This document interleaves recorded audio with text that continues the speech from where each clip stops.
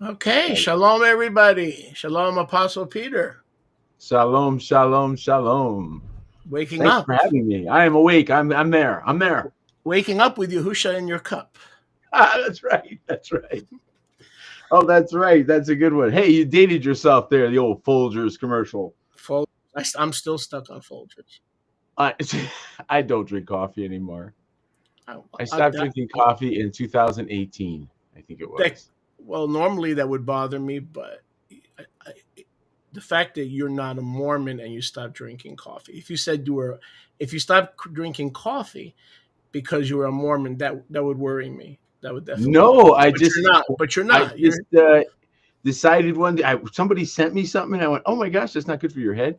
And that was it. The Ruach confirmed it to me. I started drinking tea, and I just never looked back. I don't need coffee in the morning, as you can tell. I kind of get going. So, But let me tell you how I feel about that. yeah, you guys with your coffee, I love it. Hey, we got plenty of coffee here. We love it. No problem. Fear All the right. beard. So in other I'm words, more the tea guy this is now. what I want Mom from will be everybody. here shortly with my cup of tea. Of course, she is my cup of tea. But Fear anyway. the fear the beard. This is what I'm trying to get out of this. Fear me, a man of Yahuwah, and don't mess with my beard. Don't mess with the beard, man. Fear the beard. Respect the beard. That's good. That's good. Anyway, so we're Yeah. going today's exciting. You want to just open or you want me to No, you usually let me do that. You go ahead. You're excited about this today. Go ahead. I absolutely. Well, last thing I do going to bed on Yom Echad is saying Peter Martinez 11 a.m. So you're always on my mind, but Right. we won't tell anybody. Which means that we're joined at the everlasting covenant. We're joined at the hip, Yes. which makes us hipsters. That's right. So we used to be gangsters, now we're hipsters. Hey, I still got a gang, man. My gang's awesome. I love my gang, and your gang's awesome. We got two good gangs, let me tell you. Right? I hang out with my gang any day. Baruch Hashem Yahuwah. So basically, here's what I wanted to do, and a lot of believers are coming into a full Torah walk and understanding. And one of the last areas of obedience is the new month, the Chodesh, not the new moon, the Chodesh, the new month, a set of 30 days. They go to work, they conduct normal business, or sometime a new believer will go to the other extreme and they'll treat it as a Shabbat. And it's not, to be honest. I mean, we can't add to the word of Yahuwah. It's not a Shabbat. But it is a required time of assembly, the Torah of place, right? And so a lot of folks either don't know, Mm-hmm. they don't care. So I've looked at Chodesh as the celebration of the new month, kind of like a litmus test of how much we're willing to give up and carry the tree of That's a sacrifice. good way to put it. And it's like you don't have to, but you get to, right? You don't have to, but you get to. So I'm not going to Very lie. good. I'm not going to lie to people to say, listen, in order to get another offering or another this or another that, I want you to celebrate the new month. No, Yahuwah says he wants you, but he doesn't make it a Shabbat to kind of test how far, you're willing to go to live for him. Mm. And let me just share this with you and then get your feedback. The new months we know are not new moons. We know new moons are forbidden. They're just not. We're not allowed to use them to contemplate time. Right. So the new months in Judaism, which is 90% of the Messianic Torah keeping body, Right. is basically a branch or a form of Judaism, right? Right. So here's what the rabbis have done, and this is to their shame. I mean, there's not much that's not to their shame. They got to go to work. They have to go to the jewelry district. They have to go to the garment center. They have to conduct business as usual because they don't trust Hashem to gather on the new month. So they gather on their new moon, falsity number one, and then they move the new month to the closest Shabbat. Watch this. So in other words, if the new moon is on Thursday, they celebrate it on Shabbat, Saturday. If the new moon is on Monday, they wait 6 days. In other words, they don't want to lose money. They don't want to lose another day of income. So they have the audacity, the unmitigated gall and audacity, not only to not show up according to the Zadokite priesthood, which is eternal, but they move the fake moon Yeah, they don't even respect their own day. No, that was one of my big irritations in Jerusalem. on days, Huge. and then I would, as a little boy in a synagogue, I went to a Orthodox synagogue in Jackson Heights, and then later when I was bar mitzvah, I went to a conservative synagogue in Briarwood, Jamaica, Queens. And I would ask them, I would say, the Chodesh, the new month, the Rosh, they called it Rosh, but there's only one Rosh, which is Aviv. Right. Why do we celebrate it on Shabbat? Does Chodesh always fall Full on Shabbat. Shabbat? And they're like, because Boychik. First of all, you're asking too many questions. Too many questions. Second of all, you're not a rabbi. Third of all, you're not even barely bar mitzvah. You're still And you're not married. You're not even married. What do you know? And in addition, what do you know, right? And in addition, Hashem tells us in the Talmud. In other words, you don't have to work for a living. Be quiet. We have to work for a living. So we're not doing anything bad. We're just moving it to the closest Shabbat. So, and they do the same thing with the annual Moadim. For instance, Yom Kippur can never fall on a Shabbat on their lunar calendar. It can never fall on a Sunday. They have to move it to a Monday. There has to be a 1 day difference because, Yah forbid, they can't cook for 2 days in a row. So they call it dalitot. So in Hebrew, dalitot means postponements. So if they don't want to not have hot food 2 days in a row or 2 Shabbats in a row, they simply move it to Monday or they move it to Tuesday. It's crazy. So, but we, the remnant, we are required, and we could talk about that a little bit, to restore the new month celebration, just like we have restored the Shabbat in our lives, right? So we have a requirement, because if you read Isaiah 66, Yahuwah doesn't separate that obligation. He puts them together. One is a Shabbat, one is not a Shabbat, but in terms of obligatory, they're put together. Your thoughts? Normally, we only missed one this last year. This last one, we did not do the blowing, but we normally do the blowing before the altar. And Chodesh has been a challenge for me, as you pointed out, because the question was, and it was a really good question, is it treated as a full Shabbat? So that was one of the first questions we had to deal with here at New Kingdom. And then we had to deal with, well, okay, it's not quite a full Shabbat, like you said. However, to treat it as if it didn't exist was also disrespectful. So it's risen here to the level that it's nearly a Shabbat. In other words, we are not engaging in any business activity. If there's things that we have to still get or what have you, that kind of typical behavior wraps up. But the way that we've been handling it has been, and it's been a learning process because nobody modeled it for us. We had no models. We had nobody saying, here, do it this way, here, do it this way. So we had no idea, which made us very nervous about telling anyone else what to do.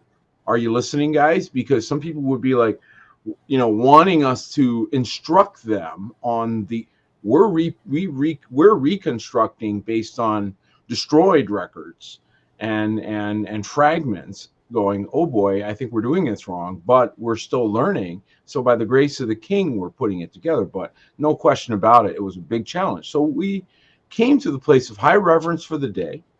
We blow the trumpets on that day, and we set the day apart to not conduct unnecessary business or unnecessary any conduct, anything at all. We don't initiate any business on that day.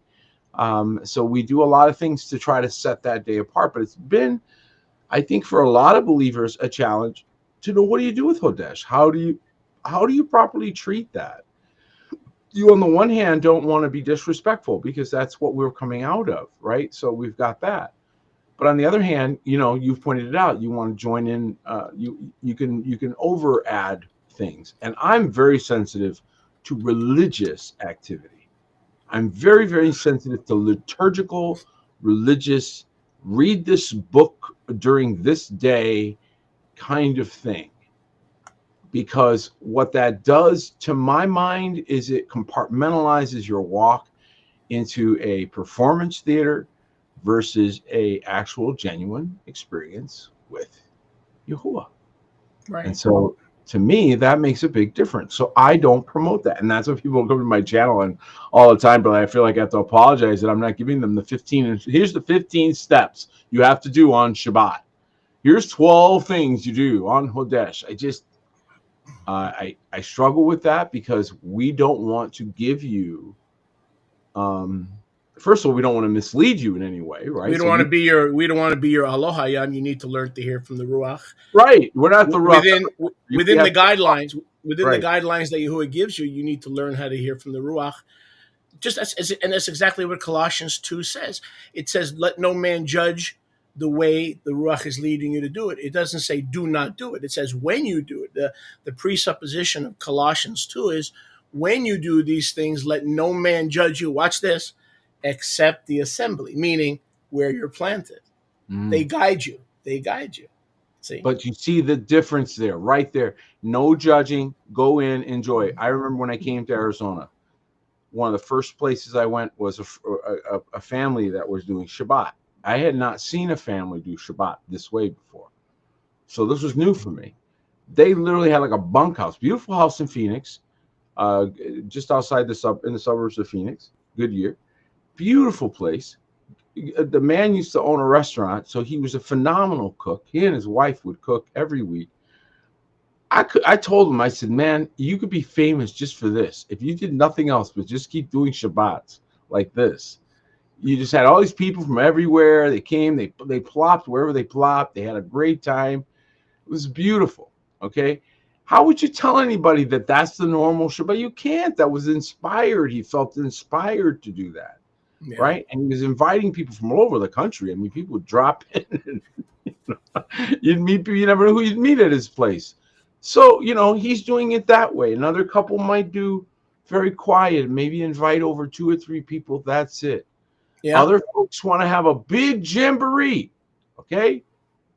And you know something? Like if you go do Shabbat with a bunch of the Iberian, Portugal, the Spanish, boy, you better be prepared for what that kind of Shabbat's going to be like, because they love him, but they do it a different style. They have their own styles, the way that they make the food and the way that they hang out. They're doing it their way. No problem. They're compliant. But right, beginning correct. So go into Colossians 2. He says these are shadows of things to come. So first of all, religion says, why are you doing it, Peter Martinez? You're back under the law. You're Judaizing. You're going back under the law. Well, what does Colossians 2 actually say when you look at it? It says that the Chodesh, the Shabbats, and the annual Moadim are shadows of what? Things to come. In other words, they're kingdom preparation tools. Yes. They're kingdom preparation tools. But here's the bottom line. 7 out of 10 people that we get as part of the remnant are not doing Chodesh. So that's where I, as an apostle, come in. And like you said, we don't want to tell them exactly how to tie their shoes. We don't want to tell them exactly how to sweep their floors. But we do need to provide a guideline. Can I share a scripture with you, please, if you don't mind? If you don't mind.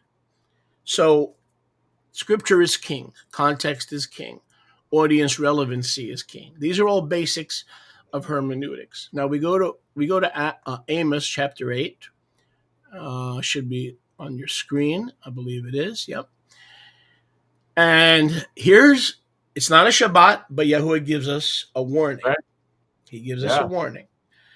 If you have the attitude saying, hurry up, honey, hurry up. What time will Chodesh be over? Yeah. Hurry up, because we need to sell. We need to go back to commerce. We need to do business. And when it comes to the Shabbat, hey, what time? Oh, hurry up.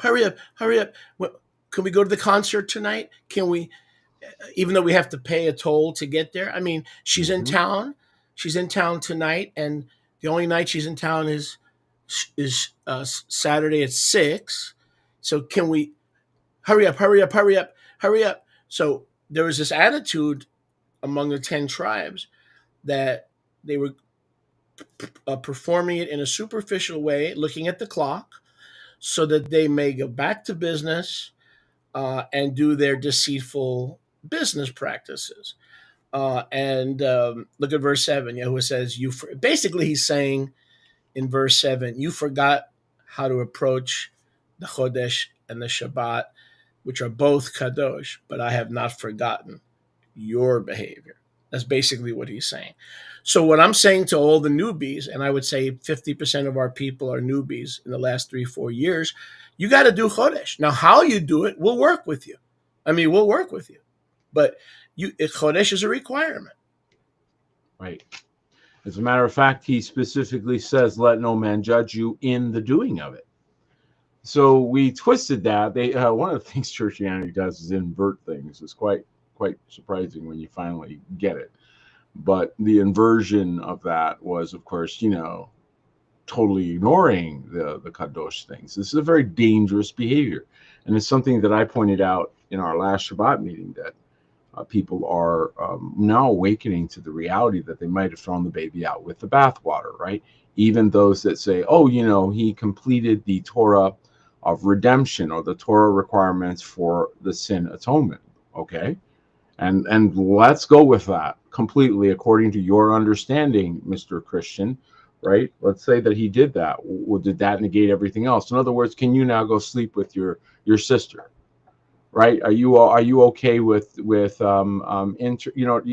understand where I'm going? I don't want to get too crude, but you get what I'm saying. Nope, he didn't suspend all those Torah rules. Oh, okay. So which ones are suspended according to you? The ones that are inconvenient for you, I assume. The ones that press upon you and force you to sacrifice yourself. Is that one of the ones you threw away? And anything that asks of you, is that one got onto the list? But anything that was easy and convenient and gave you the berakah, that one, boy, they gave you that. So I'm seeing how this got sorted out, and it's very disturbing to watch the attitude, the spirit that's looking for inclusion without involvement. But see, they all inclusion without involvement. I just wanted to say that. Yeah, but see, they all have the same issue. Listen, let me approach it from a little different point of view. So, as you know, I've been studying eschatology, and I'm balanced. Wait a second, I'm balanced in everything. So when I go deep into something, I take 2 steps backward and reassess. I go deeper, then I take 2 steps backwards and I reassess. You follow me? And I always try to balance myself out. So here's what I found. And we were talking about this in the back room. And we'll get back to Chodesh in a second. And that's a perfect example. So for me, it's a fact. This generation will see me. This generation will come on the clouds. You will see me. I will supervise the destruction of Jerusalem and the beast system, or that manifestation of the beast system. And I'm coming in judgment, and you will see me. Who's going to see me? The ones to whom judgment is coming. That happened in the 1st century, 70 AD. Fact. Don't argue with me. Don't talk to me. Because if you don't come with scripture, don't bother correcting me. Okay? However, here's however. I'm going to give however. The problem with the whole Torah and everything, every dot, every tittle, was fulfilled in 70 AD is the same problem that the dispensationalists have. It's the same problem that the amillennialists have. It's the same problem that the rapturists have. Pre-trib, mid, post, and pre-wrath rapturists have. In common, and the messianics who buy into their lotions and potions, they all have the same issue. Listen to what I'm going to say. They all have the same issue, which is what?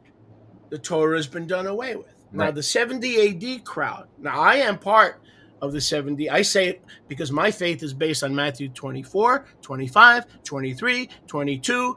Okay? So I have no problem with Yahusha coming back in the 1st century, and neither should you.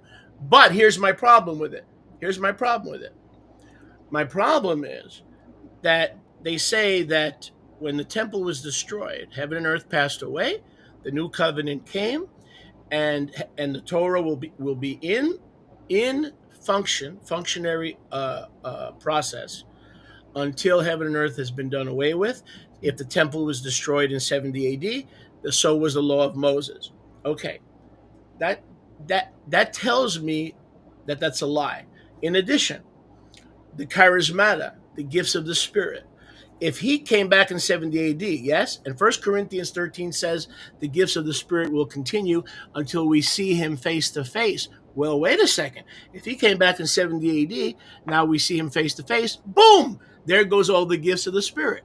And there goes the fivefold ministry, because once he returns, you won't need prophecy, you won't need healing, you won't need words of wisdom, and you won't need the fivefold. So you see, in the process of studying this, there's truth and there's error. But one thing they all have in common, it's another trick, right? The 70 AD return is a fact. But if you're not careful, you'll go back to Sunday worship and you'll say there are no more apostles and you'll say there are no more prophets. You'll fall for many tricks. So, it's where do you want to pick this up? Where do you guys want to start this conversation?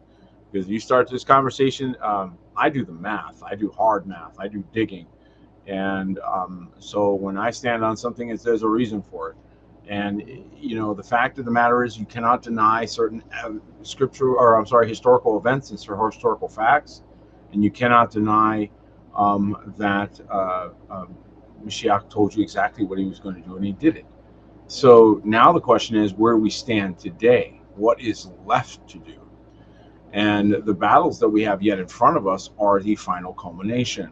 And so we see many, many people are now waking up to that reality, going, hey, this whole, sort of psychosis that started a few hundred years ago, really, trying to push everything back to the front was intentional. It was almost as if it was meant to make everyone very confused about where they were with great effect, and consequently create all this infighting, all this debating, all this arguing. When these things weren't up for debate, that's the reason why they had to go through their, I don't even know how long they did the correctories and changing history and rewriting facts and changing everything historically that they could possibly do, because of the fact that this is monumental. I mean, my lunch break guy, I love his channel, and he did a thing on population and how the population literally disappears right around 1100. He's going backward. He's going, wait a minute. This works. These population numbers work both ways. I can go this way and count down, or I can go this way and count up. And we got a problem right around here. And I'm like, yeah, you do. You do. You got a numerical problem. You got a mathematical problem. You got an anthropological problem. So it's good that everybody's waking up and asking these questions. And when you do, you know what you're going to come back to? Hey, how do we do Chodesh? How do we do Chodesh? Like, why? Because we're starting to realize that our eschatology should not have ever informed on our day-to-day, our week-to-week, our month-to-month, or year-to-year. Our eschatology should never have been a determining factor in the way we conduct our day, our week, our month, and our year. Right. And the fact that you are making eschatology makes you look a little sketch, because then you're like, oh, I'm trying to figure out when the last minute is so I can jump in real quick. And ignoring Torah. But if you hit on a big point. If your only focus is eschatology, you cannot let it affect your day-to-day Torah honoring. In other words, you're going to have to honor Torah as long as you're on this earth, regardless of when the end times come. And here's the problem that I found. See, because I'm a student, I'm not saying I can't be fooled, but you're going to have to get up pretty early to fool me. And if I am fooled, it's going to be for about 5 days. Seriously. And by the time next Shabbat rolls around, I'm going to catch myself. So here's what I found. Most of these people that say he came in the first century, which I'm in agreement with, he's coming again, by the way, to the great white throne judgment, when he judges every person and all the books are open. He's coming in judgment. Okay, doesn't mean he has to live in Tel Aviv, just like he didn't live in Tel Aviv the first time. But the point is, if you let eschatology affect your requirement, your kingdom requirement that you covenanted with Yahuwah, Come according to on. Jeremiah 31 through 35, Right. okay, you are breaking covenant in order to become an eschatological buff, and it's affecting your view of Torah. You go right back to a church view of Torah, and they all have that in common: amillennial, post-millennial, premillennial, pre-tribulation rapture, mid-tribulation rapture, post-tribulation. What do they all have in common? They're That trying to crack the book instead of walk it. They're that trying Torah's to been get. done away with. Yeah, but here's the common theme that I keep seeing, and this. Tell me what your thoughts on this, Shirley. I'm so glad you brought this up, because what I keep feeling like is you don't really want to be part of the family. You're just trying to time the party so you know when to show up for the party part. That's what I keep. Am I? 100%. 100%. Okay. You're party focused. You're a party animal. You're a spiritual kingdom party animal because you don't want to live right from day to day. Morning by morning, new mercy I see. Yeah. What's the other part of that? Morning by morning, you're required to correct yourself and keep short accounts with Yahuwah. Not sit around and wait for the party. When's the party? Oh, let's fight about when the party. So if we talk about eschatology, and if you look at my website, I'm proud, very proud, chin up to say that out of 4,300 videos, I've got about 12 on the end times. So I'm doing the series now. But all of you who think that I'm fixated on this, go back on my YouTube channel. I got 4,300 videos that have nothing to do with eschatology. Okay, so put down your religious judgmental pipe right now. You're so cute. And like Archie Bunker used to say, where did she get that terrible habit? Remember Archie and You are so dating yourself. Archie. Remember Sally? Archie. Sally. He told Sally Struthers, "Where'd you get that?" And he said, "From you, Dad." From you, Dad. Well, So inclusion without involvement, and so this is one of the things that we see as a theme. So the people want to be included without being involved. I want to be included. Get me in there. I want to save the seat for me. Okay, that kind of thing. Yeah. See, no one can walk your walk for you. No one can get married for you. Nobody can love your wife or love your husband for you. Right? There's certain things you've got to do.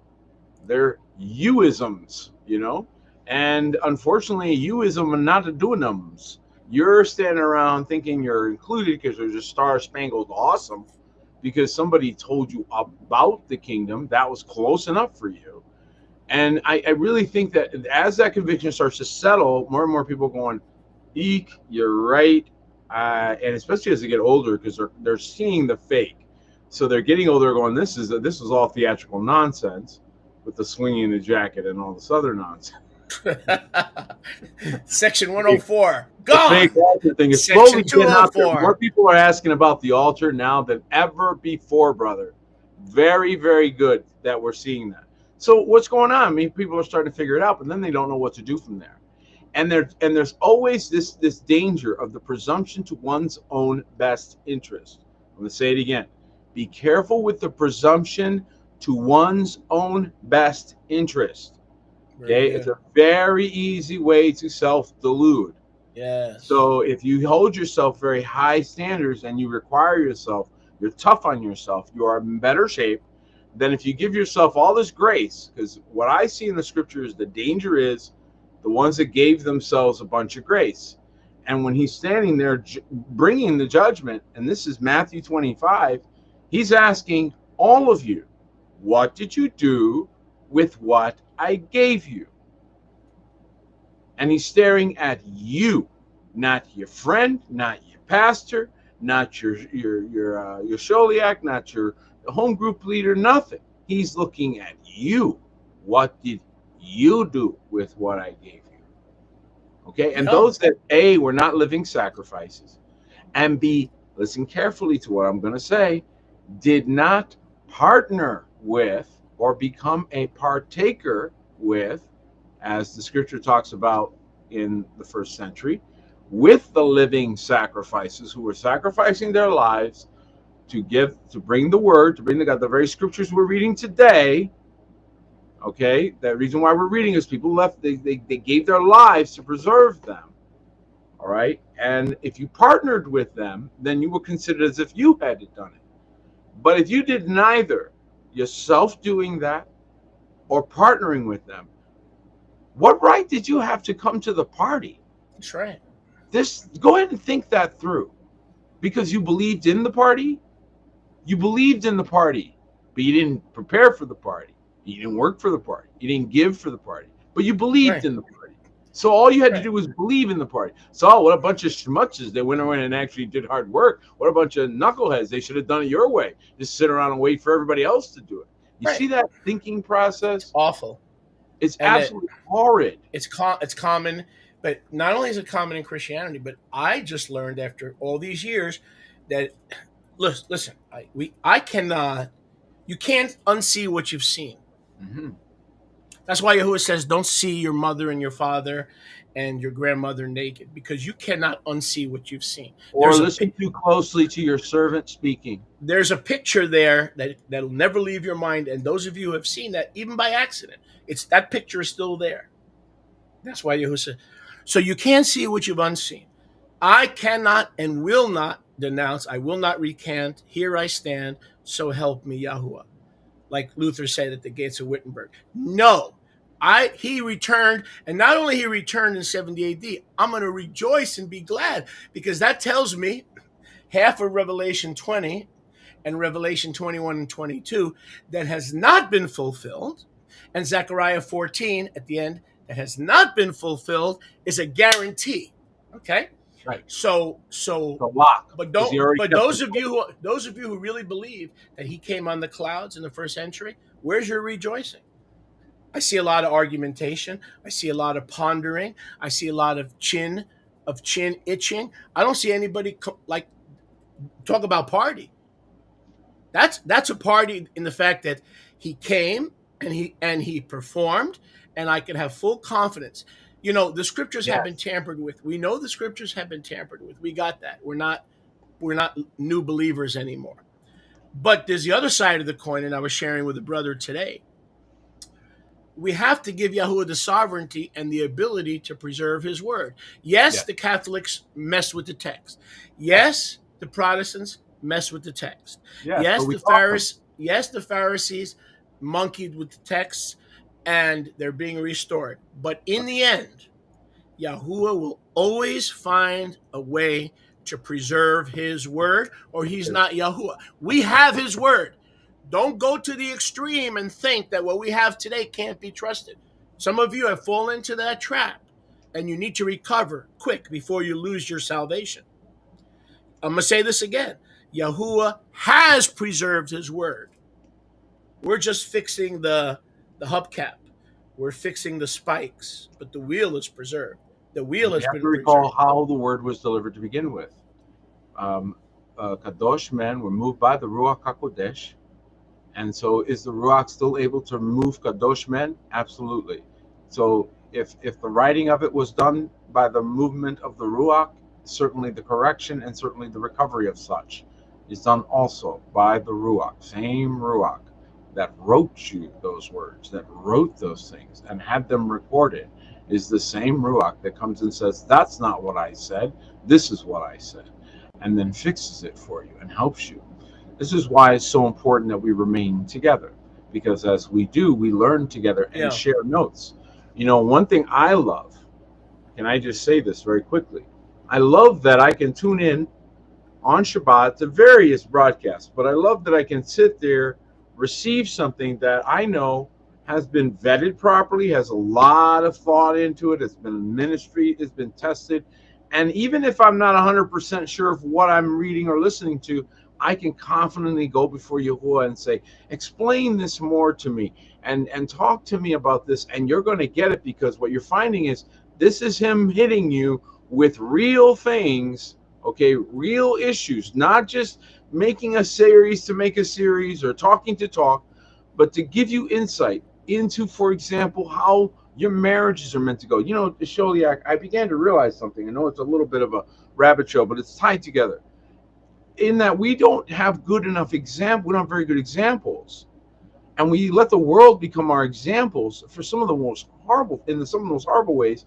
And we've allowed sitcom marriages and TV families to Yep. be the example of what is a covenant marriage. And as That's I right. began to do some different work on writing and what have you, I did not realize how far people have gone from what is a covenant relationship, Yeah.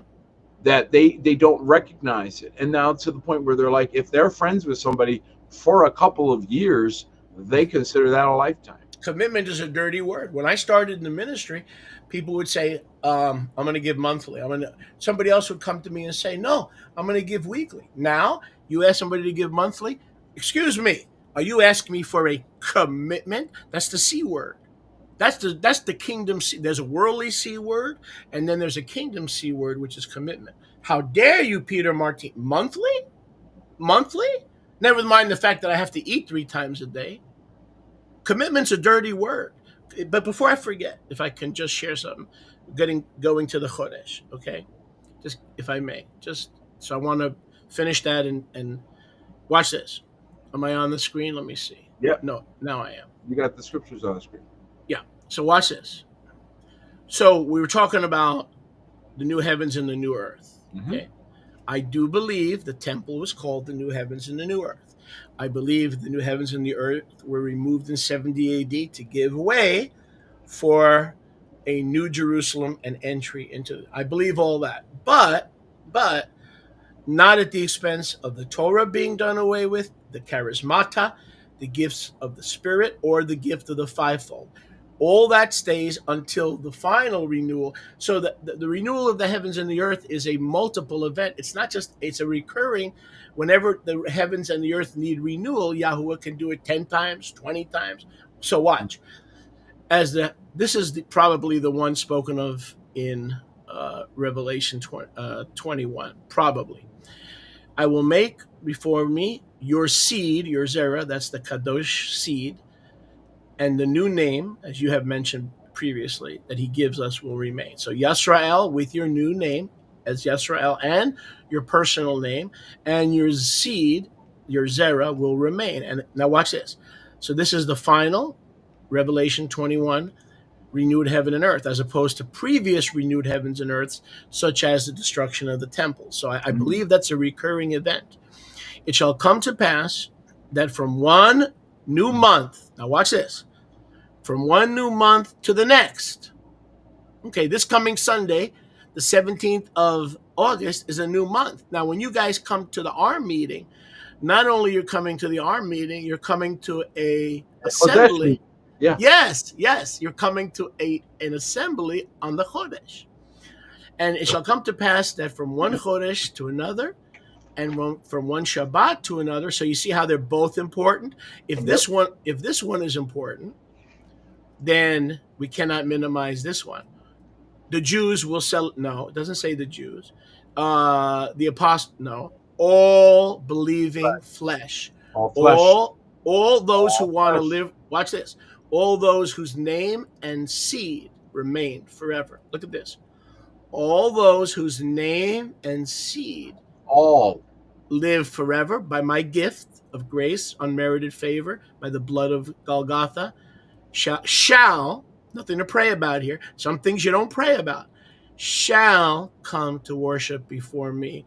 And what about the rest of the world that's not keeping Chodesh? They have their Chodesh. The worms will be eating them on Chodesh, and the worms will be eating them on Shabbat. So you got to ask this question: why are you on the other side of the screen? Those of you that are out there, and that are even considering such things. You even think about it. Why? Why are you drawn to even conversation about it? Why are you just dismissing it? Why are you drawn? Because it's coming from deep within you. Deep calls onto deep. And so for those of you that found yourself drifting back, you're like, I'm very interested in this. I'm very intrigued by it. Why? Why are you intrigued? Whereas other people completely blow it off. Yeah. Why are you interested? There's a reason for that.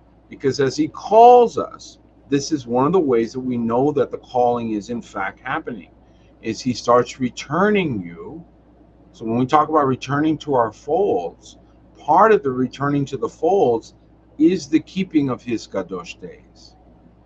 Regardless of whether you're part of this or that group or this, because everybody's still sorting that out. We know who we are, but you're still figuring it out. That's fine. But one thing you definitely know is keep the Shabbat.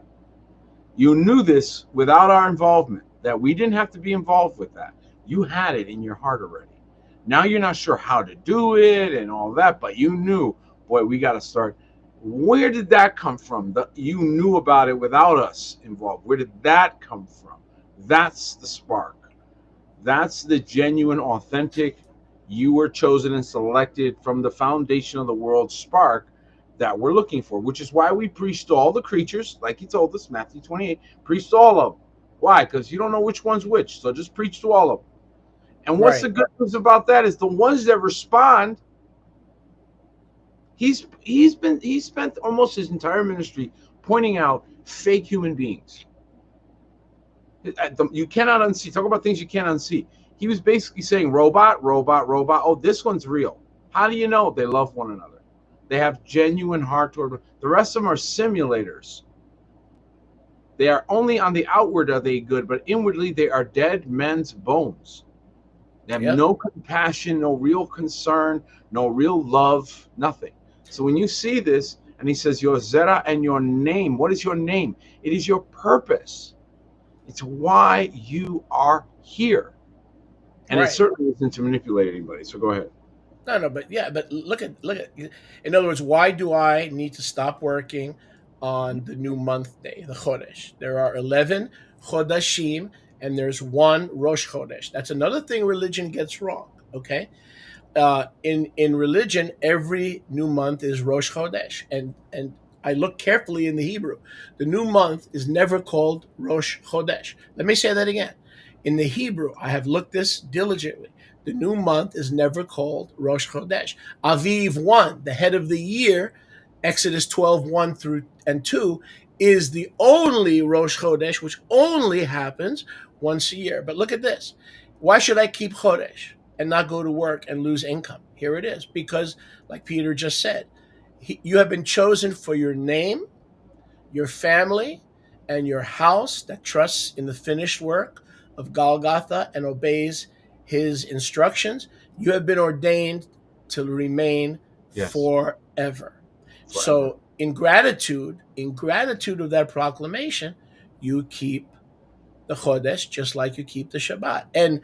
And here's what I would do if I, because you talk about stone altar and teshuvah. Here's what I would do. If I just came into this truth and I've been in Torah for 4 years, I would go 4 times 12, 48, and I would give Yahuwah an offering for each of those 48 chodashim to show real teshuvah. Go back, calculate what the offering would have been, 20 a month, 100 a month, every new month, and give it to Yahuwah. How These about are the that? kinds of things, by the way, what he just suggested. So this is the kind of thing I don't usually talk about, but it's very, very powerful. Is somebody that does that. So let's say you get moved by the Ruach and you're suddenly sitting there and you're getting convicted. And he says, I want you to clean this mess up, which, by the way, the month of Elul, the 6th month, you should plan on the Ruach doing that. So those of you that are sensitive, you're going to have that. They're going to have that visit. You're going to have a visit. Okay, your books are going to get checked. Why is he doing it ahead? Why is he doing it on that month, not the month coming? Because the 7th month is coming. That's why. So prophetically, if you're sensitive, he'll visit you a month before to help you make that shuvah. Okay? So if you're sensitive, that's the key is, are you sensitive? He doesn't waste time with people that have no love. He doesn't waste time with people that have no true forever in them. Nope. You're going to walk right up to the wedding feast, not even be totally oblivious that you don't even have the right garment on. Totally oblivious. But the people that he tutored and he prepared and he walked with, they're coming in a whole different way. Why? They spent the whole month in Teshuvah. What does that mean? They checked their books. They went, oh man, actually, when I look, oh boy, I messed up here, I messed up there. Well, Clean it up before you get to the feast. I'm talking about the 6th month coming up on Sunday. It's Yom Yes, Echad. I'll tell you, I'll tell you an example. Because if you don't have examples, like you said, marriage, etc., that's all part of guidance. Yeah. Sometimes we're not the example. Sometimes somebody from our flock is the example. Okay. Yeah. So let me tell you, there's a young man who's getting married. You know Mhm. who it is. I pretty good idea. And he said to me, "Listen, I got a lot of expenses: rent, moving, flying overseas. Right? Can I borrow the tithe?" So I said to him, "Of course you can, but remember, you got to pay back with 20% interest." 20% So, interest. but what does that show you? It shows you a man who puts Yahuwah first. He says, and if I said no, he would have tithed like usual. I said, yes, you can borrow your tithe, but just make sure you pay it back with interest. You see how there are good people among us. There are people who will, and that's the, and we, like you said, we need examples. Which, by the way, brother Peter, is why the third week that you and me started talking, I said to you, I believe I don't know if you remember this, that you and Mindy should do a marriage show. Just talk I about know, how you solve arguments, how you solve man. disagreements. Be real. I said keep it real because you remember what I told you? We need examples. I need examples because my marriage isn't perfect. We all need to learn. If we could learn from one another's ministry, we could also learn from one another's home life, right? Yes? I I could don't learn think from your people know home how to be life. married, man. I don't think they know how to be married, man. That's what I'm saying. I'm I like, got what? but what I'm saying is, even though You're right. Yes, I've I been agree with you. married, I've been married for 36 years. Okay, in one situation, and about 13 in the other. That that I have a lot to learn, and I could learn from you. You could learn from. None of us have marriage down perfectly, No, just like none of us have Torah perfectly. So right. we could the learning from each other is not just Genesis to Deuteronomy, it's real living. So that's why when, and I always say this because you always say it also, when the Ruach leads, I would love for you guys not to pontificate because that's not your style anyway, but to have a model because there are very few models. Wow. There are very few I did models. not realize, guys. I gotta say this, and I'm not putting ourselves forward. It was more like, are you kidding? Like that's it. There's nothing, and what you see modeled, what is demonstrated, is not successful. It's this. So, for example, we talked about this last Shabbat. Thanks for bringing this up, Sholiak, about how that people. I can't tell you how many Christianity teachings, which by the way, bring up Genesis 2 for me, would you? I can't tell you how many of those have been completely butchering this rib concept, right? Oh, she's right here. She's right here. No, the scripture tells you that she goes ahead of you, that she's like your average. When Mashiach in Luke 10 sends the 70 out ahead of him, you're seeing the perfect match, female to male, if I can use that as a good example, right there. He's coming to the cities, but he sends his bride ahead of time to announce his arrival, to make That's ready, good. to prepare. That's good. So she's ahead of him, going, he's coming, he's coming, he's coming. Oh, he's coming. Oh, he's coming, right? And so she's making preparation. This is the word you see in Hebrew when he talks about making a help meet for him. Correct. We Correct. we totally butchered this. So, And but then as a result, we got women out of place but who let's are say, not being, let me finish this, not yeah, being respected, not allowed to shine the way they were made to shine, man, like a diadem. Has anybody ever seen a diadem stuck in some bushel? nished. Diadem is, you talking about the opulence of all opulence. Who has a diadem? You don't even know what a diadem is. You're like, what is that? I gotta look that up. Diaphragm. I got one. My diaphragm. You want my Oh, diaphragm? diadem, diadem. You're like, what is that? You're a jewel in a crown. The Wow. brightness of your coming, just like Mashiach is the brightness Yahuwah's of coming. Yahuwah's coming. She is the brightness. Before you tell me where you want me to turn in Genesis, let me say 2. this. Well, how does a two by two analogy allegory fit with David, who had 8 wives? Let's say Yahuwah sent David out 2 by 2. Well, wait a second. Wait a second. Wait a second. It can't be 8 by 8 because he sent them out 2 by 2. Listen carefully. Any two become one flesh with a contract and a covenant and a ketubah. Any two become one flesh. Not any three, not any four. There are separate covenants with each kadosh couple. It's still 2 by 2. So if David had 8 wives and Yahusha sent him out to go to every village, he's still going out 2 by 2 because he has a covenant with each of those 8 wives.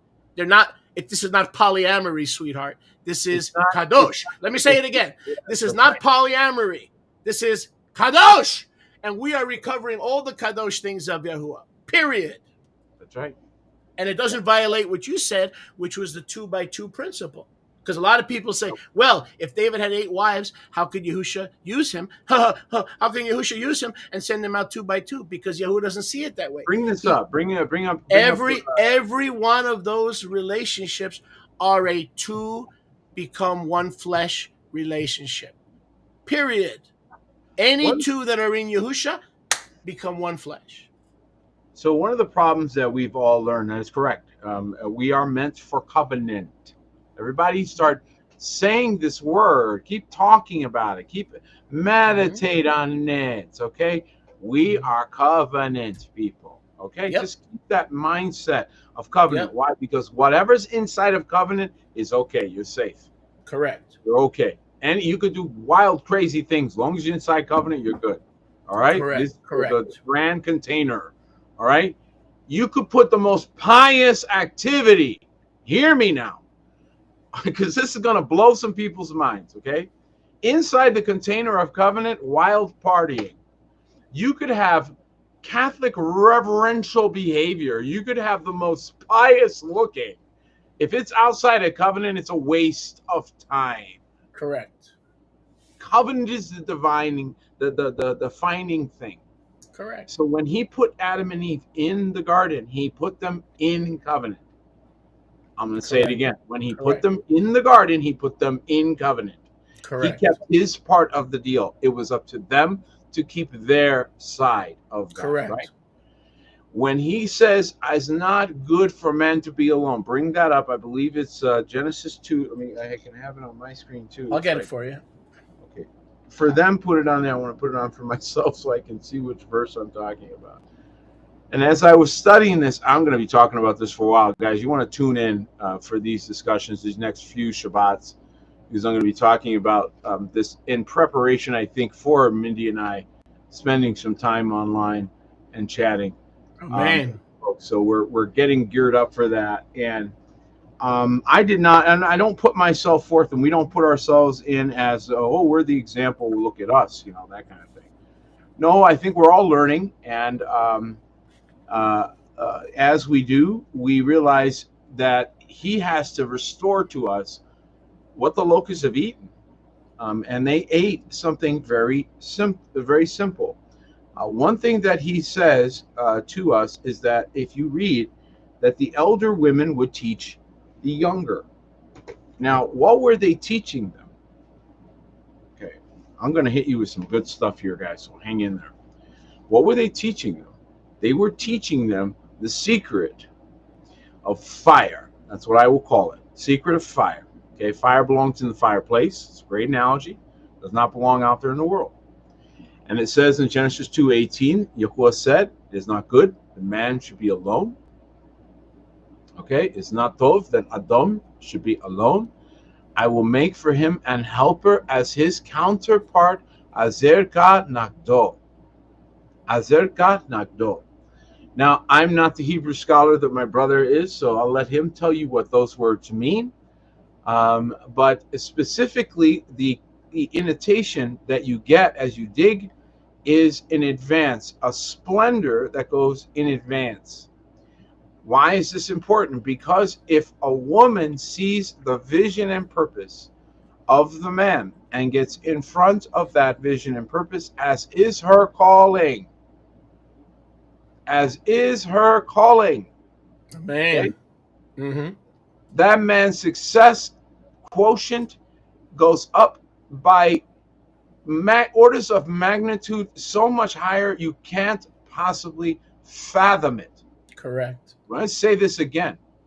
Man without a woman, oh boy, don't know if you're going to get anything done. Give him a woman who catches the vision of what his job actually is.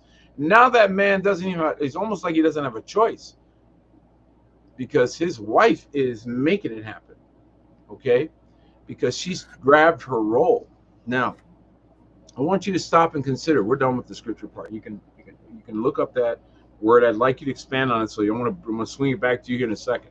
So get ready for what that word means. Okay, help meet for him.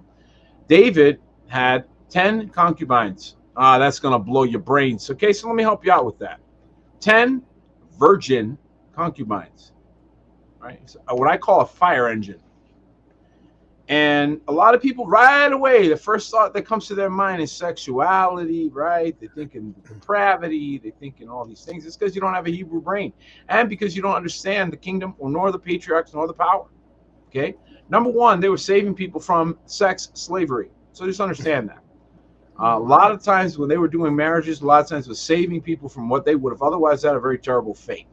Okay. So it was ceremonial many, many times. It was not like, oh, we're going to have this, jamboree. But anyway, the 10 concubines, very powerful. This was what I believe taught Solomon what he learned, is that they were covenant concubines. That meant their entire life they were dedicated to one man. Come on. One man. Come on. Okay? Not a What, whore. Not a whore. absolutely not. In fact, they were treated with high respect.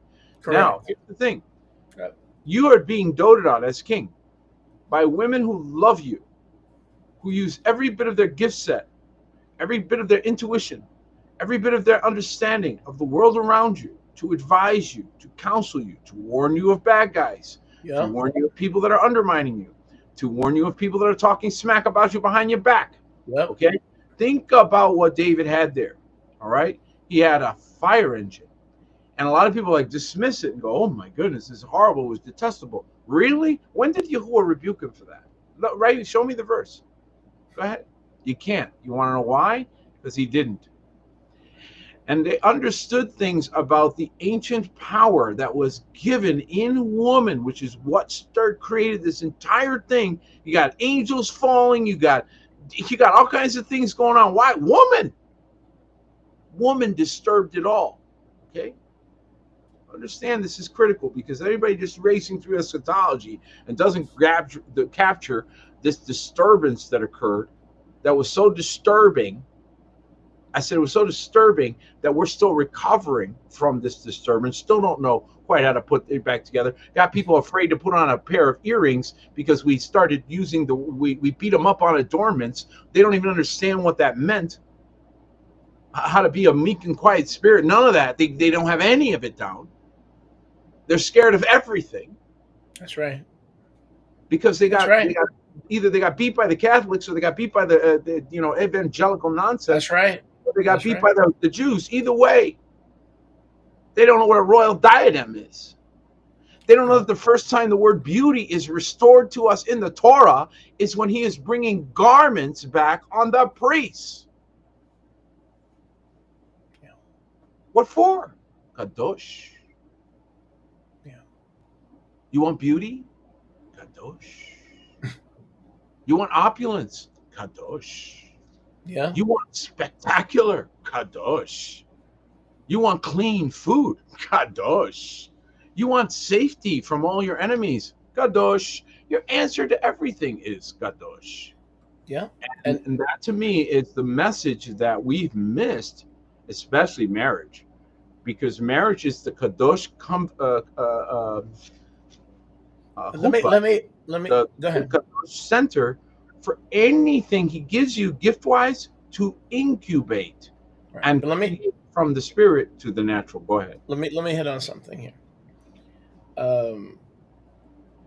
There are a lot of women in the body. I'm not a woman, so but I speak for Yahuwah, not for women and not for men. So y'all got that? I speak for Yahuwah.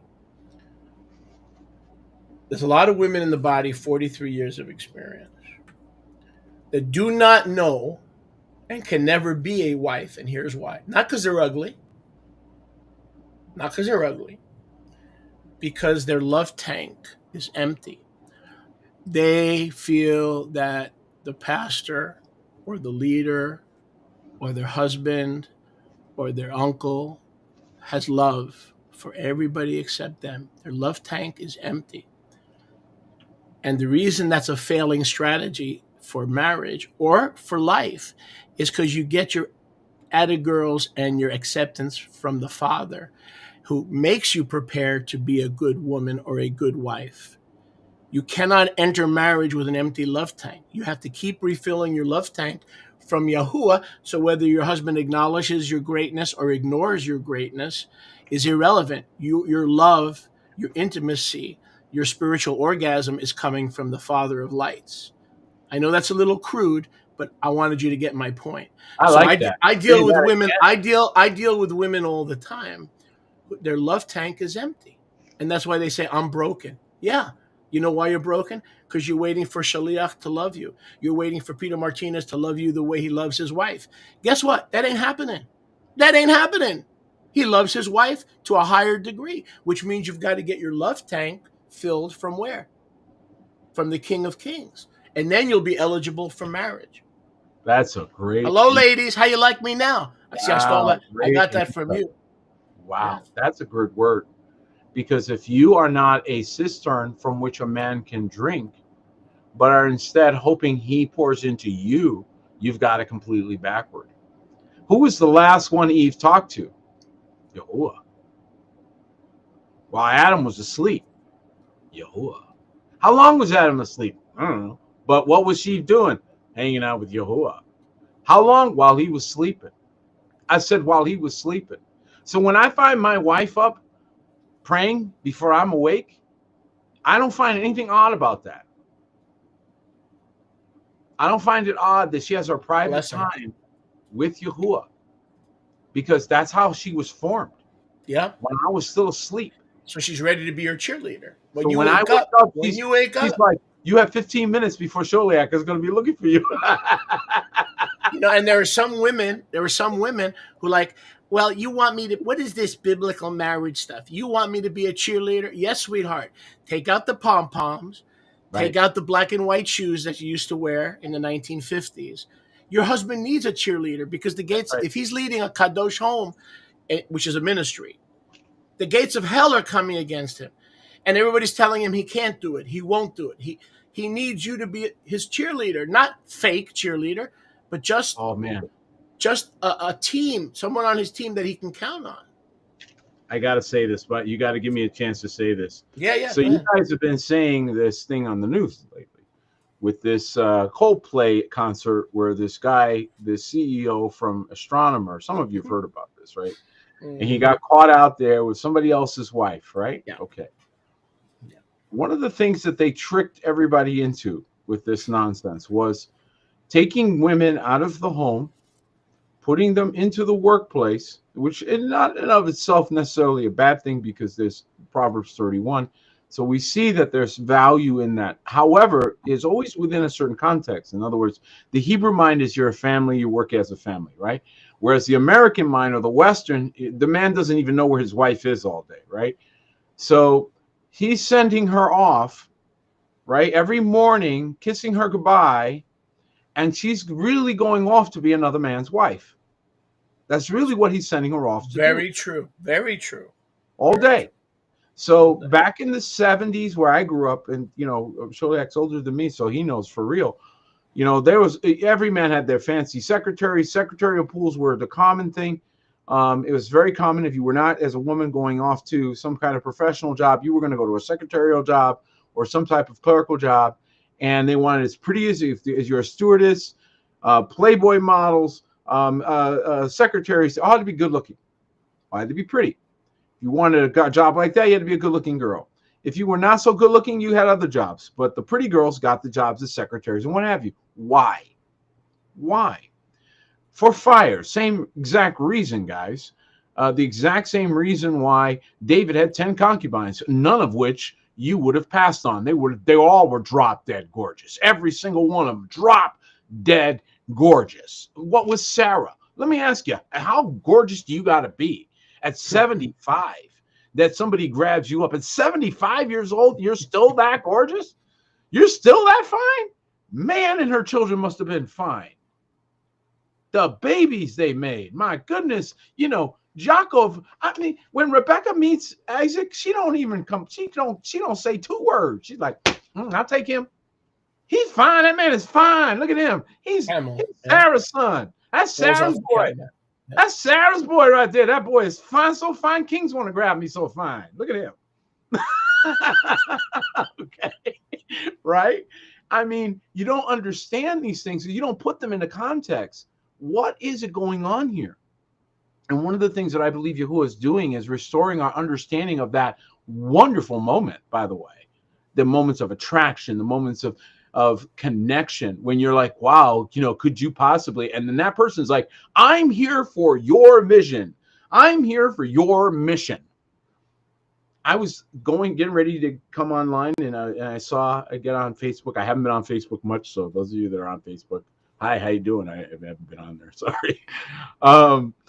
And I saw those reminder pics, one of those that they say, 12 years ago or whatever, right? And it was a picture of Mindy.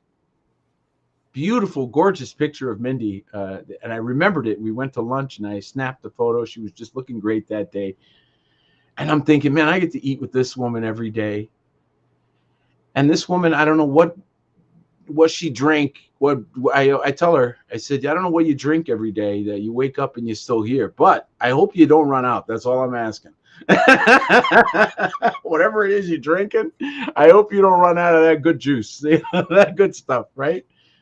And everyone loves her. Why? Because she's happy. It doesn't mean that life is perfect. Doesn't mean that,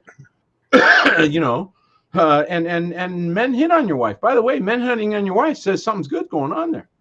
That's true. They don't hit on these, resting, what faces. They don't hit on those. They hit on the ones that still got a lot of love in that tank.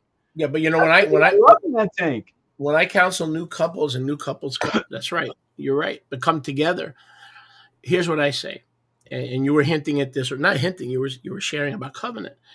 The thing is, there's a dirty word that I don't ever want to hear from your lips. I'm not going to marry you unless you covenant with me. Forget about Yahuwah. Yahuwah is Yahuwah.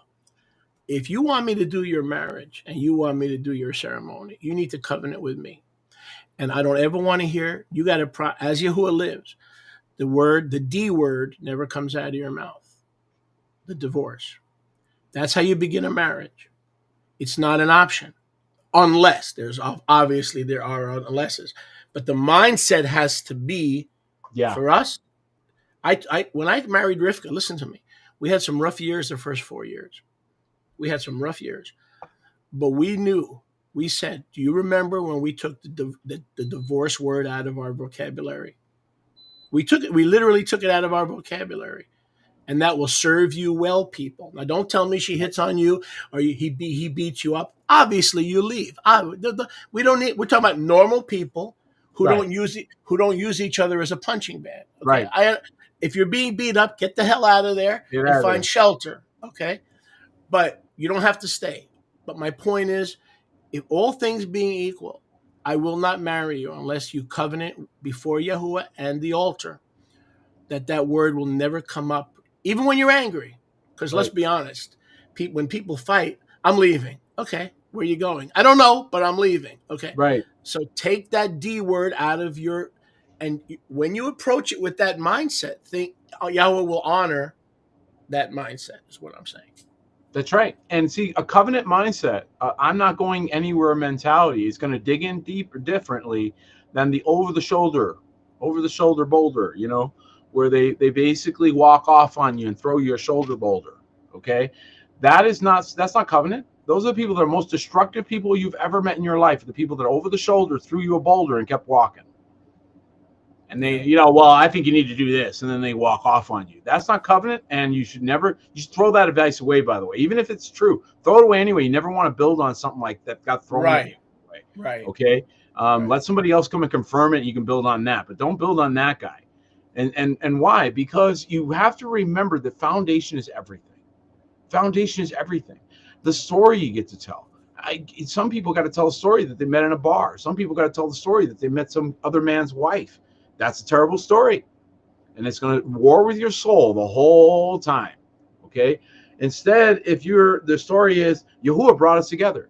Yahuwah took me and he put me over here, and then Yahuwah put her over there, and the next thing you know, he brought us together. It's a great story. That informs on the way that you walk together. So foundation has a lot to do with it. How it formed, what put it together, what put the relationship together. And compromising there, thinking that you can clean it up later, is probably responsible for more absolute horrible marriage and situations, men and women both, who thought they could do a fixer-upper. Okay? Right. Unequal yoking is temporal and eternal. Listen Yeah. But carefully. mhm. Unequal yoking is a temporal person together with an eternal person. That is square scripture. It's right Right. there in Corinthians. He makes it very clear that a Right. temporal person and an eternal person are unequally yoked. Okay? So Correct. that is the key. It is not anything else. It is about eternally thinking versus temporal thinking. They are Correct. not compatible. But that's why the commitment is the key, because as we age, Yes. okay, and as we age, what's going to last is not how many times a week you make love. What's going to last is common vision, common purpose, Come on. and friendship. If you when you're in your 70s and you're still in love, whether you're making love 5 times a week or not, or 3 times a week, that you have a friendship. You're building a lifelong friendship. And one of the byproducts is the physical, but that's part of the relationship. You'll find out when you're in your 70s if you really had a marriage, because will that once the sex is over, will you both leave, or will you both hang in there and continue to be best friends? See, Great point. in the end, friendship. Same with Yahuwah. In the end, it's not about the second coming, the fifth coming, tongues, prophecy. Is he a friend that sticks closer than a brother, or is he not? In the end, same with marriage. You can all wind up when you're in your 90s. You're going to wind up as friends, not so much as lovers. I got bad news for you. Okay, all right. Here's the thing, guys. We're going to give you this as we're closing up today. A lot of people looking for a love that'll sustain their commitments. They really are. They're hoping they find something so extraordinary in the world that it will sustain them, right? But I'm telling you, it doesn't work that way. It's the other way around. It is the commitment that sustains the love, not the love that sustains the commitment. That's Um, true. so when you have a commitment that you've made, you've done something called volition. Volition is the most powerful element of memory. It happens to be something that I had to stop, Sholiak, and include in some things I'm working on. Because as I discovered, contextual memory, just remembering things in a linear fashion, is not good enough. We all have a thing we do when we get in trouble. Whenever something is difficult, we have a thing we do. Here's the thing we do. We ask inside, when did I commit to this? When did I agree to this? Yeah. Somebody asks you to do something the day before, you're like, yeah, I'll take care of it tomorrow. Oh, okay, tomorrow, you're going to take care of it. Yeah, I'll take care of your oil change or something for your wife. Let's say it's something like that. And I'll take care of it for you, hon. And the next day, now it's 92 degrees.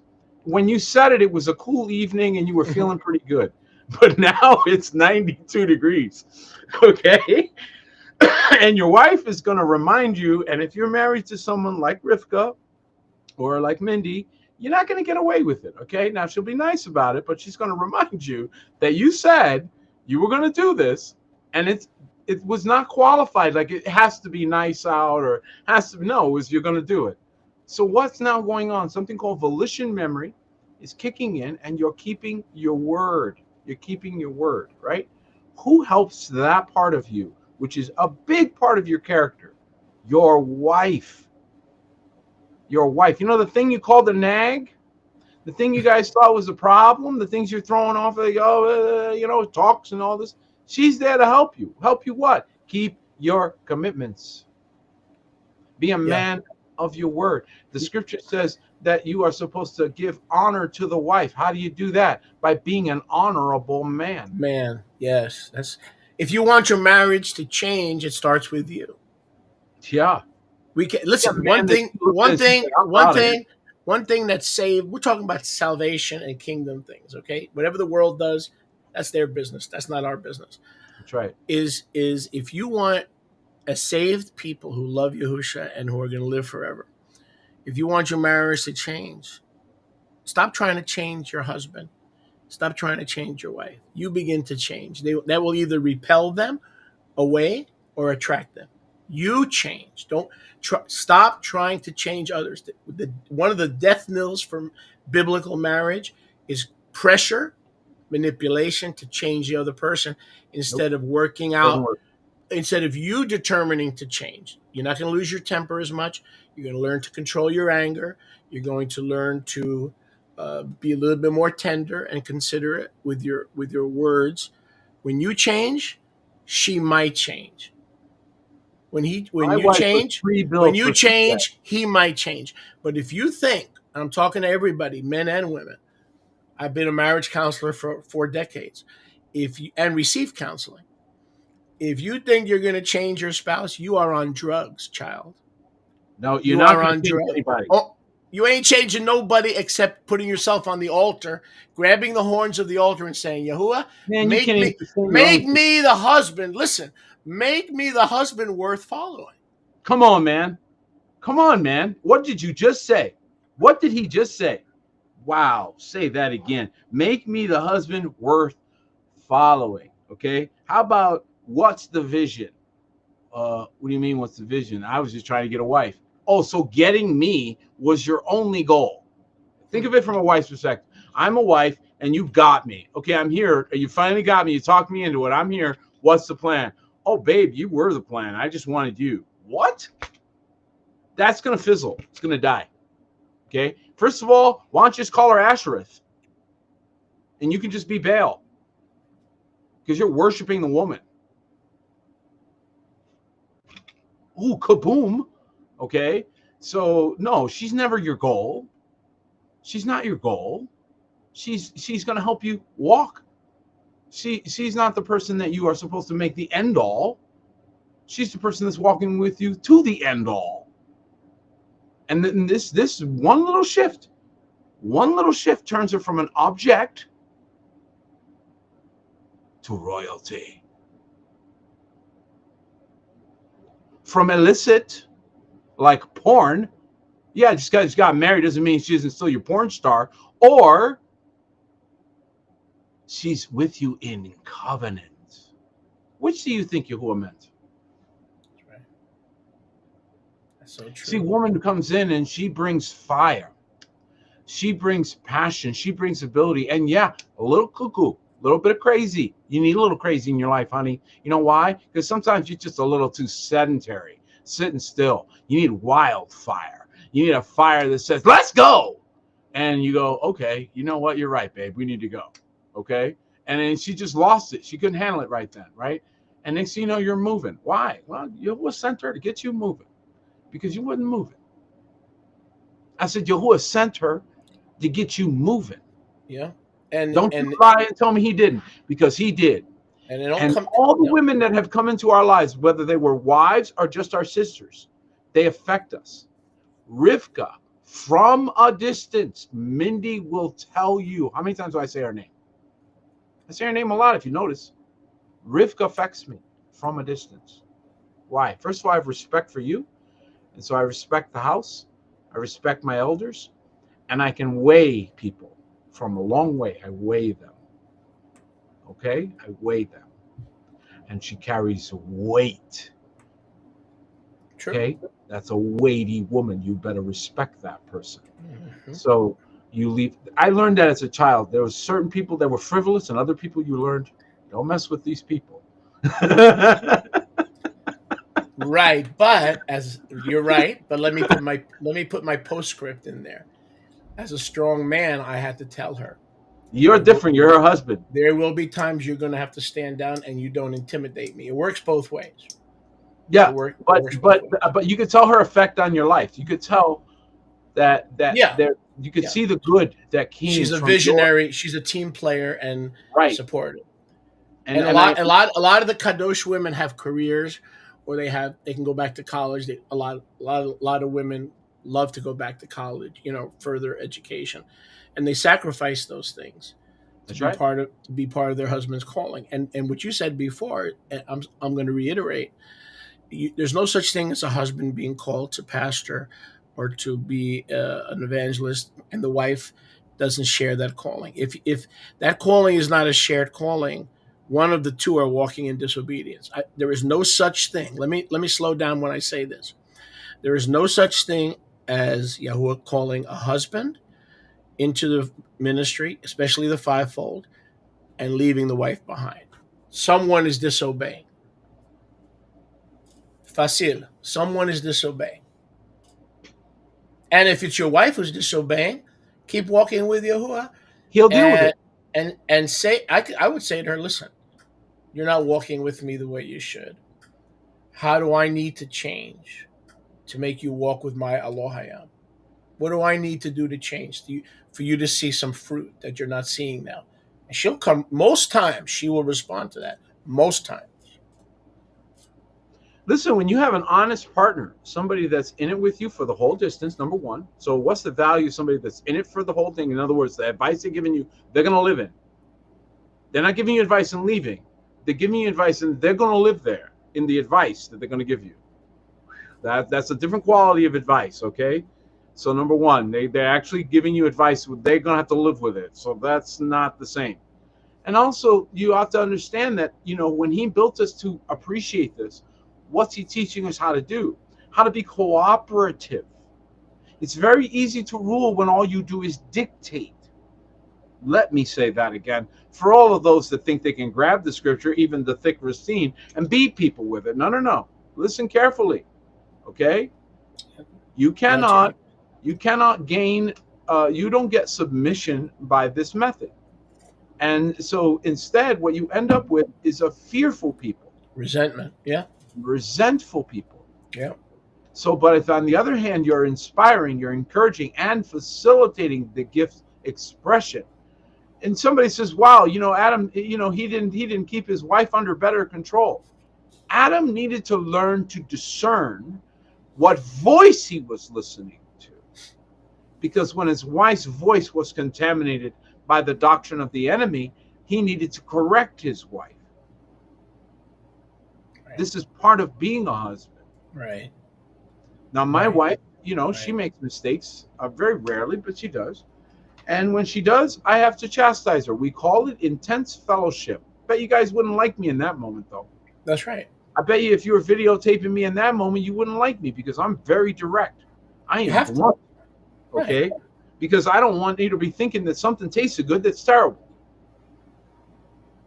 So I'll Right. tell you straight up, I'll be the one friend in your life that'll say, Tell the okay, everybody truth in else, love. Yeah. yeah, everybody else telling you this is great. Okay, babe, this is not a Tell, keeper. tell They're the being, truth in love. Yeah. yep, we're the real friends. We're real friends. She knows she can count on me. And let me tell you another thing, okay? My wife will never wonder if somebody will meet her in the rain because she knows I would show up for that.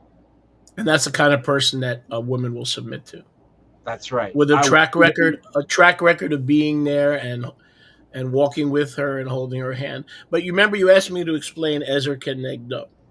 Yes. And that there's two ways to look at it. There's the right way and then there's the right way. So Ezer Kenegdo, literally neged means against you. The Antichrist is called um, uh, uh, neged. Mashiach. I'm sorry. Yeah, Mashiach neged. So the Antichrist in Hebrew is Mashiach neged, meaning the Messiah against or in place of. So neged can be she is against you. I've made you an Ezer Kenegdo. Ezra, helper, but she helps by challenging you, iron sharpening iron. That's one interpretation. The other interpretation is no, she's a balance. Negative, in other words, if this is positive, you need a negative, right? Opposites attract. So negative is opposite. So it depends how you want to look at it. Or both can be true. Mm. Either she challenges you by telling you stuff that the general public is not going to tell you to make you a better leader and a better man, right? Or it could be she's there to counter you. You're a little rough with the people. She teaches you how to be a little more patient. You're a little rough with the children. She shows you when to back off. So you're the positive, she's the negative. You're the negative, she's the positive. So both ways are legitimate. To look at it either way are legitimate. It's She legitimate was interpretation. positive in both of those. I was negative in both of those. I think you flipped it. I didn't ever end up on the positive. What happened there? I don't know. That was heads I win and tails you lose. I don't know what's going on. I'm not that eloquent to parse my words to the umpteenth degree. Okay, I'm focusing on putting on sentences when I have 100 people watching me.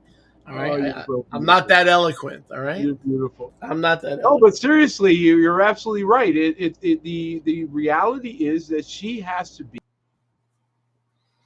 Peter, where'd you go? Don't leave me now. Oh, Gewalt. Apostle Peter has left the scene. See that? I wasn't eloquent enough for him. See that? He wanted me to. It's my fault. All right. So what do you want me to do? It's my fault. I should have been more eloquent in the Genesis 2 explanation. Now, the funny thing is we have 3 minutes left, right? So you guys want him to come back? Yes or no? I'm gonna take a quick poll. Hey, brother, we only have 2 minutes left, so I took a quick poll and I said, do you want him to That's come it. back? No, I said, do you want him to come back or do you want me to sign off? And I didn't give anybody a chance to vote. And before they voted, boom, you Oh, were back. man, So I should have close given it that a out. move. Close it out, my brother. You close it out.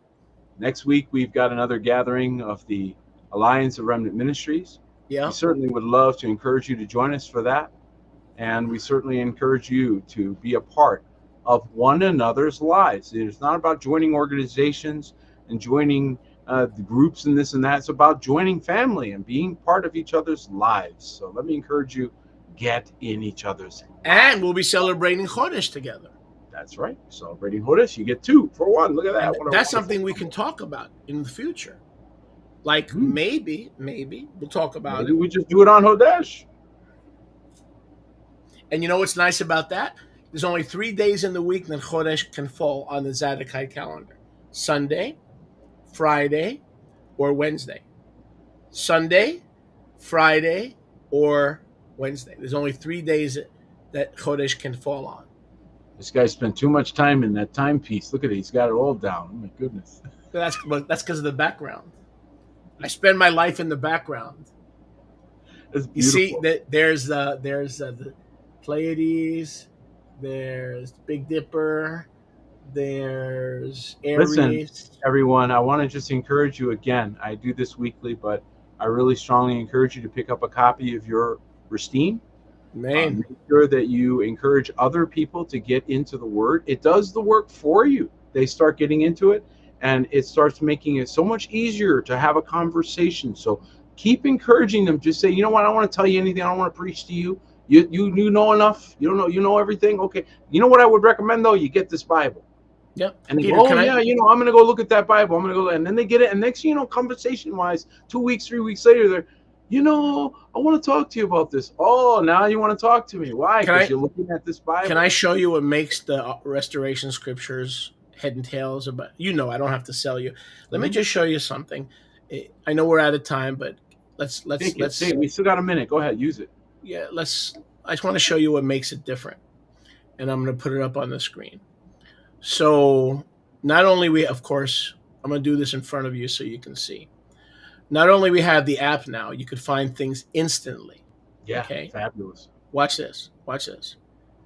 So not only you could find things, I made the change this morning. Watch this. In my study of the eschaton, I came across this. Chazon 21:4. Now we all know this. So just to show you how up to date the RSTNE is. The Sefer full of Talmudic, new moons, all kind of stuff. You guys are crazy. to compare what we have here to these other things with sprinkled with leaven, new moons, Talmud, rabbis. Okay, check this Yeah. out. Here's a change I made, the update based on the Greek. Let me see. Why am I not? Oh, I'm in the wrong screen. Give me a second. Sorry. Give me a second. My apologies. You see Revelation 12:4 now? You Yes. should. Okay. Watch this. Yahuwah will wipe away tears from their eyes, and shall be no more Death. the death. Definite article. Now, if you look in the Greek, most translations say death, but here it doesn't say death. It says the death. Now, I made this change this morning. How many of your scriptures that are sitting on your coffee table will not line up with this? It's a definite article. The death that's being reversed in eternity and the New Jerusalem is the spiritual death that caused death to come upon all men. All men die physically, that's true. But the definite article here specifies the spiritual death has been removed because all the sorrow and the crying do not apply to the new life. So it's the death. Now, when did we make this fix? This morning. Okay. You think you need the RSTNA? I think so. It goes to show you that if you concern yourself with the quality of the word and you dig and the Ruach continues to refine, what are we losing? What does he say in Ephesians 4? We're going to have spots and wrinkles removed, right? Spots and wrinkles. This is part of that process of spots and wrinkles. So thank you, all of you who have joined us for these conversations. Yes. You have made it so much more enriching, and we love your comments. Yes. We're so thankful for your participation. Yes. Shalom, everybody. See you on Sunday. Don't miss it. Tell the husband and the wife you're going to be there. Shalom, shalom. Shalom.